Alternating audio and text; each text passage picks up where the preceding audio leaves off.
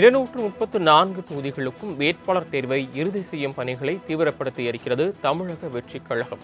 கூடுதல் விவரங்களை செய்தியாளர் நௌஷாத் வழங்க கேட்கலாம். நௌஷாத், விவரங்கள். வணக்கம் சரவணன். 234 தொகுதிக்கும் வேட்பாளர்களை தேர்வு செய்யும் பணியானது வெற்றி கழகம் தொடங்கியிருக்கிறது, தீவிரப்படுத்தி இருக்கிறது. ஒரு வாரத்தில் இறுதி வேட்பாளர் பற்றிய தயாரகம் என தகவல்கள் இருக்கிறது. கூட்டணி எதுவும் அமையவில்லை என்றால் 230 தொகுதிகளிலும் தனித்து கலந்துக்க முடிவு செய்திருக்கிறார்கள். ஏற்கனவே இதைதான் தலைவர் விஜய் அவர்கள் நடந்து முடிந்த தனது செயல்களை கூட்டத்தில் கூட தெரிவித்திருப்பார். கடந்த சில மாதமாக நடைபெற்றும் இந்த வேட்பாளர் தேர்வு பணிகள் இறுதி செய்யப்பட்டுள்ளதாக தகவல் இருக்கிறது.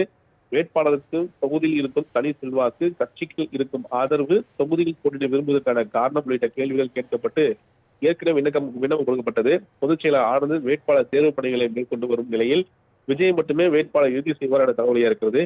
மாவட்ட செயலாளர்கள் பணிகளை, கட்சி பணிகளை கண்காணிக்க அமைக்கப்பட்ட குழுவினர் வேட்பாளராக விரும்புபவர்களின் பின்புல விவரங்களை கடந்த ஒரு மாத காலமாக ஆராய்ந்து வந்தனர். இறுதி வேட்பாளர் பட்டியல் விரைவில் விஜயிடம் சமர்ப்பிக்கப்பட உள்ளதாக தகவல் இருக்கிறது. இருந்த போதிலும் கூட இதற்கிடையில் கூட்டணி அமையுமா என்ற எதிர்பார்ப்பிலும் இருக்கிறார்கள். பல்வேறு கட்சியினருடைய தாவேக்கா பேச்சு நடத்தியது, குறிப்பாக பாமக ராமதாஸ் அணியிலும் பேச்சு நடத்தியதாகவும் சில சிறுபான்மை கட்சியிலும் பேச்சு நடத்தியதாக தகவல் இருக்கிறது.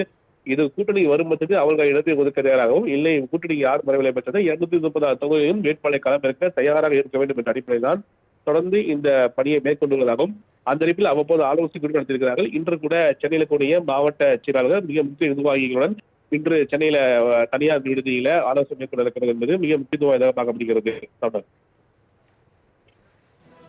தாங்கள் வழங்கிய தகவல்களுக்கு நன்றி நௌஷாத்.